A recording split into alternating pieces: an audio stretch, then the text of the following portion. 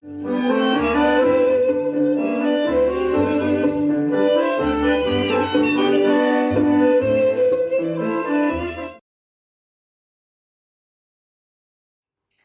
ce ne-am ridicat din fandare, avem niște mici răsuciri și plecăm cu dreptul, calc, după care cu stângul pun doar vârf în lateral, vârf, urmând să calc cu stângul, calc și vârf, calc și vârf, calc și vârf. Puteți să repetați de mai multe ori exercițiul ăsta până vă intră un pic în reflex.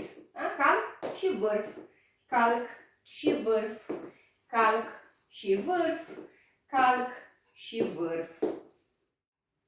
Pe numărătoare avem 1, 2, 3, 4, 5, 6, doar până la 6 avem rotații, 7 am călcat, pe 8 m-am răsucit, nepunând greutate pe piciorul drept.